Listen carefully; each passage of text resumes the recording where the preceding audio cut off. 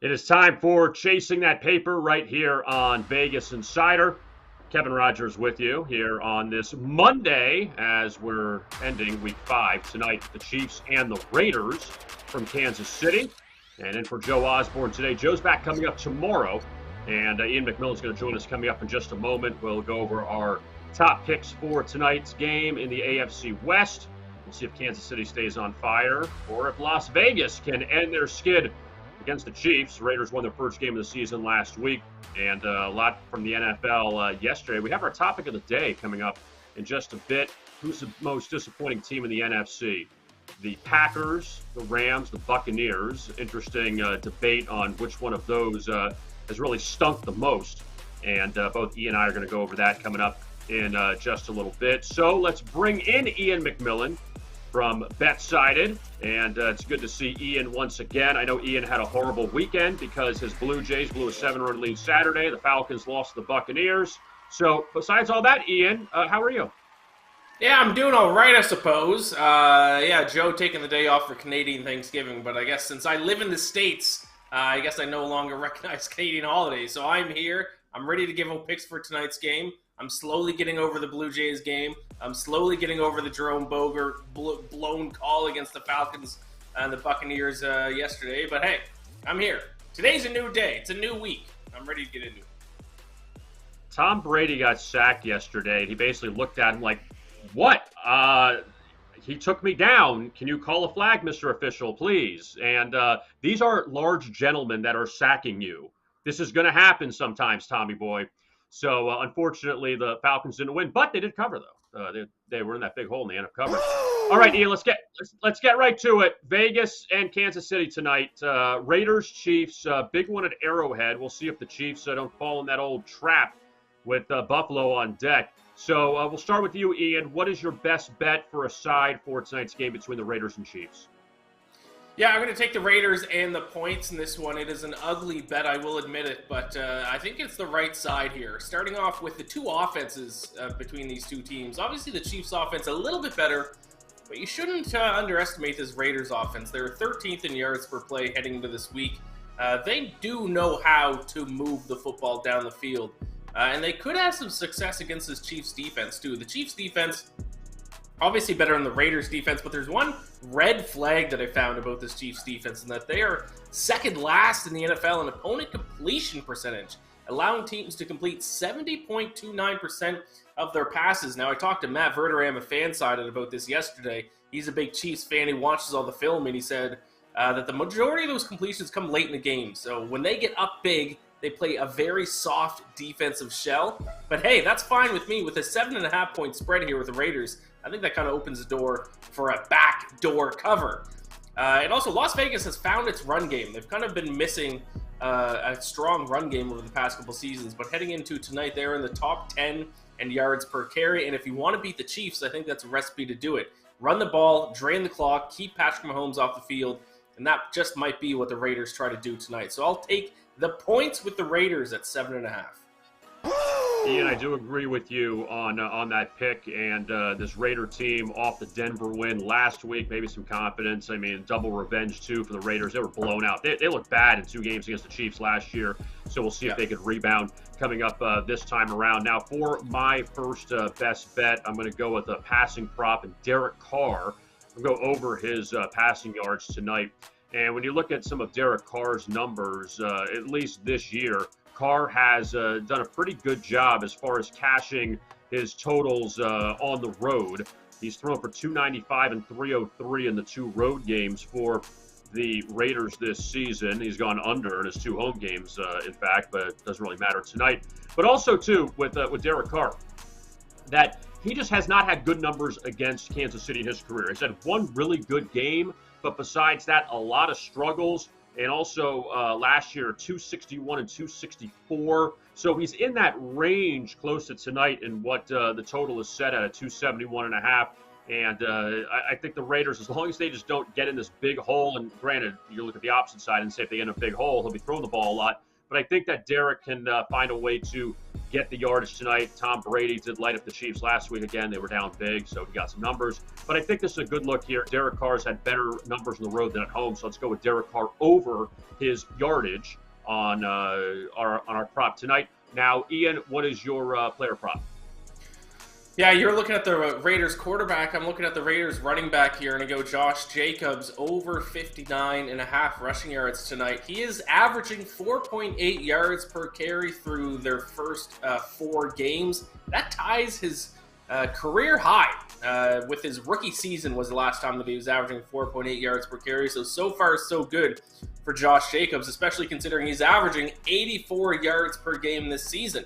That is way over his set total of tonight of 59.5 yards. About, I'm no mathematician, but I think that's about 24 yards higher than his set total for tonight. And last week, they fed him against the Broncos 28 carries, and the Raiders ran the ball on over 50% of their plays. That could signal a little bit of a change in their game plan.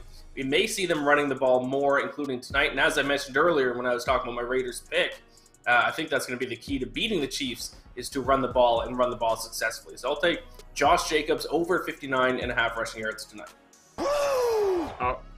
All right, and I'm going to go to the Chiefs side now, and the law offices of Juju Smith-Schuster. I'm going to go over on his receptions this evening. It's at 4.5. You got to pay some juice a bit for it. But interesting with Smith-Schuster, and go back to week 1 against Arizona when he had a 4.5 total. Had 6 receptions. Last 3 weeks, he's had 5.5 totals, all under. So back to 4.5 tonight, but he did have 5 catches each of the last 2 games. So at least he's getting in rhythm in a bit with Patrick Mahomes. Obviously, with Tyreek Hill gone, Travis Kelce, the big target for Mahomes. Now he's trying to find that top receiver. And I think that Smith-Schuster has got an opportunity tonight against this Raiders defense to pick up at least 5 catches. So we'll go with Juju Smith-Schuster over on his receptions tonight. Ian, your next player prop, and I think you're sticking with the Chiefs here. Yeah, sticking with the Chiefs, going to give out a little anytime touchdown prop. These are always fun to cheer for on primetime football. And now I've got one that's a little bit of a dark horse here, a little bit of value, I think, at plus 240. I'm going to go Marquez Valdez-Scantling. He has received at least 5 targets in 3 straight games for the Chiefs. And mainly, he is the deep threat for Kansas City. So anytime they throw him the ball, there is a chance that he will break wide open and take it down to the end zone to cash our bet for us. And let's not forget, the biggest weakness of this Raiders team is their pass defense. They're 27th in opponent yards per pass attempt. So I could see the Chiefs receivers eating tonight. And like I said, Valdez-Scantling has not scored yet so far this season, but he's seeing the targets. So I don't think it's a matter of if, I think it's a matter of when. And I think he finds the end zone tonight to cash his little plus 240 ticket. Yeah, this Raiders-Chiefs game, Ian, very intriguing tonight simply because of Kansas City in this spot. Tampa Bay last week, the revenge for the Super Bowl. Buffalo on deck, playoff rematch there. Obviously not a revenge game. But, it's still a very important game with Las Vegas tonight. But I feel like with the Raiders, they win this one. All of a sudden now you're 2-3. The AFC past Buffalo and Kansas City seems extremely wide open as far as wild card spots. So the Raiders aren't dead yet if they can find a way to win. You're all of a sudden now 2-1 in the division if you win this game tonight. Yeah, especially in the AFC West, which everyone predicted to be the best division in football so far this season. And really, outside of the Chiefs, everyone else is disappointed. The Broncos look like crap. The Chargers, they aren't the team that everyone thought they were, although they squeaked out a win yesterday. So, yeah, the Raiders, despite being, 1-3 right now, they are still they're still alive. A win tonight would certainly be a huge step forward, but they're still alive in that division nonetheless. Yeah, and the good news is we got the Broncos on national TV again next week, so we get to see them again and criticize Russell Wilson even more Monday when they face the Chargers and Justin Herbert. Country, let's ride. Yeah, I can't wait. I have that one circled on my calendar. I mean, you get to a point where it's like, just stop, just shut up, just stop. He tries to be the rah-rah guy, and they had it wasn't really a meme, it was more of a picture. I think it was Melvin Gordon or whoever it was that was staring down Russell Wilson on the bench, and it's like, just don't do all of it. You got the money. we know you got a Super Bowl, but just you're not producing the way you should be. So stop with all the rah-rah stuff. It's not really working. Just win us games, and then we'll follow you. Yeah, that kind of stuff can work sometimes when a team is winning, but when you're one of the worst teams in the NFL, that stuff really gets on the nerves of your fellow players. So they need to start winning, or else it's going to be disaster in Denver. Speaking of disaster, we just got this from Tito, that the Carolina Panthers have fired their head coach, Matt Rule, 11-27 in 3 seasons. The good news is he's got 4 years left on a 7-year deal. So the really rich owner of the Panthers is going to be paying him out coming up. So the golden rule, and I don't know, Ian, what that number was. It was something crazy. 1 win and what was it, like 1 in 25 or something crazy when they scored 17 points or less. And Carolina got blown out by San Francisco yesterday. They barely beat New Orleans for their only win. That Carolina, again, the quarterback situation's dicey. You still have a guy, Christian McCaffrey, who you don't know if he's going to play week in and week out. But I guess Carolina just pulled the old plug, a quarter into the season, being like, okay, this isn't going to work anymore. That's pretty crazy. That's even sooner than I imagined it was going to be. I mean, I think we all knew Matt Rule was going to be fired at some point this season, but, I mean, only 5 weeks into the season to let him go. It's a little early, but, yeah, we'll see. They got a big game coming up against the Rams, I think, this weekend, so we'll see if they're able to bounce back at all. But, yeah, the Panthers very quickly fighting for the bottom spot in the NFL standings right now. Yeah, pretty bad. And they almost won that Cleveland game in week 1, and now they've now they've one win through this whole thing. Their offense is terrible. All right, I want to tell everyone about BetMGM, and you hear about on Chasing That Paper, you hear about on Down to the Wire. BetMGM has got a great deal right now that the pro football season is underway. Sign up with BetMGM using the bonus code VIBonus, and your first wager is risk-free up to $1,000. That's VI bonus, all one word, no spaces. And your first wager is risk-free up to $1,000. Visit BetMGM.com for terms and conditions. Only available in Arizona, Colorado, Illinois, Indiana, Iowa, Kansas, Louisiana, Michigan, Mississippi, Nevada, New Jersey, Pennsylvania, Tennessee, Virginia, Washington, D.C., West Virginia, Wyoming, and the great province of Ontario. Must be 21 years or older to wager. Again, that is BetMGM. All right. Ian, with all that being said, with that news out of the NFC, you mentioned the Panthers playing the Rams coming up on Sunday in LA. The Rams just lost to the Cowboys yesterday. Our topic of the day now, who is the most disappointing, contender, you can call it, in the NFC? And the choices are Green Bay, Tampa Bay, and LA. And all these teams struggling. Even the Bucs did beat the Falcons yesterday. But who is your nominee for the team that you have the least faith in moving forward out of those 3, Ian? Yes, the defending Super Bowl champions, the LA Rams. I had high hopes for them coming into this year, but they have looked like crap, to be honest. Specifically, their offense and their offensive line. They are missing Andrew Whitworth terribly. Heading into this coming week, they're 30th in the NFL in QB sack percentage. Matt Stafford getting sacked at 9.77% of his dropbacks. And also in yards per play, the Los Angeles Rams dead last in the NFL in yards per play, only averaging 4.8. That is worse than the Bears. That's worse than the Texans. That's worse than the Command. That's worse than everybody. They stink. So I don't know what's going on with the Rams. I will, to their credit, 3 of the 5 games they've played so far have been against probably the 3 best defenses in the NFL in the Bills, 49ers, and Cowboys. So if there's some excuse, it's that. But still, this is the defending Super Bowl champions we're talking about here. They're supposed to be a top team, a top contender again, and they have looked like absolute shit. So I'm disappointed in the Los Angeles Rams. I think that's the best word to describe it. I'm disappointed. You're not angry or just disappointed. Simple as that. That's right. And, this Ram team, look, this past week, not good, losing to San Francisco on Monday night, 3 field goals. They took the lead on Dallas on Sunday, but then eventually got it together in that game. But as far as my nominee for the most disappointing team, even though they got a long way to go and they have some easy games coming up, Green Bay Packers, that's who I'm going to look at here. Simply because the Packers, Ian, when you look at least the last few weeks, they lost the Giant game, a game that they were up 17-3. The Patriots game that probably should have lost wasn't for Bailey Zappi not making any great plays in that game. Aaron Rodgers helped lead Green Bay back in that game. The Tampa Bay game, the Buccaneers had a 2-point conversion at the end to tie it, and they didn't get it. So there's been opportunities there for this Packer team. But at the same time, past the Chicago game, they really have not had one start to finish great game. And they get the Jets this week, and the Jets playing with some confidence. They've won the last two at Washington, who is not very good. They go to Buffalo Halloween weekend. They go to Detroit. And then after that, you get Dallas, Tennessee, at Philly. It's going to be tough, I think, for the Packers, also considering Minnesota, was putting it together a bit. I know that game got a little dicey yesterday against Chicago.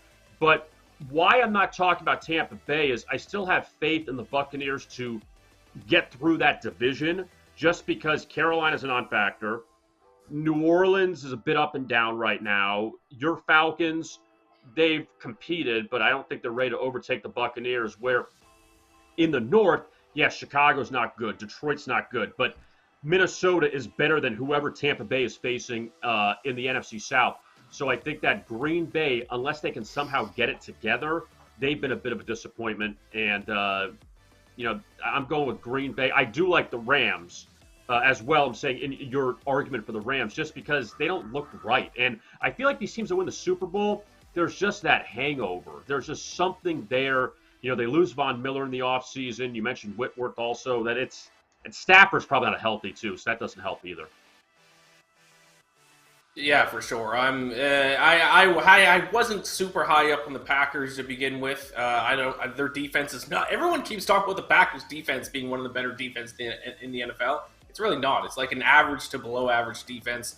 Aaron Rodgers without Devontae Adams has looked lost. So, the NFC is wide open. It's the Eagles and then everyone right now. It's very strange this season. We'll see how it kind of all shakes out by the end of the year.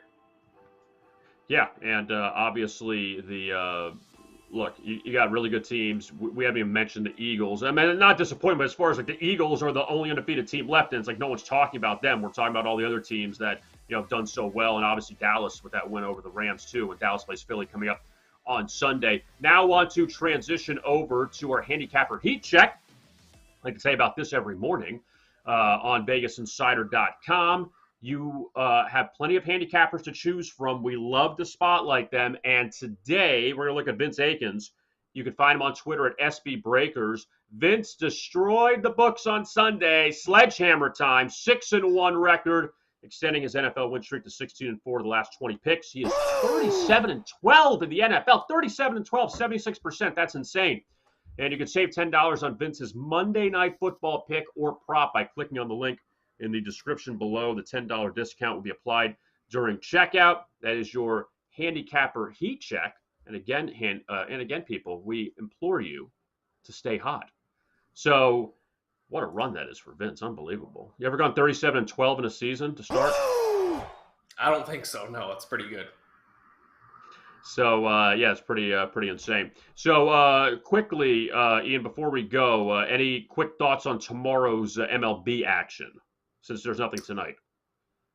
I still kind of like the Phillies here. I haven't dove into this too deep, but I gave out the Phillies before the playoffs as kind of my National League dark horse.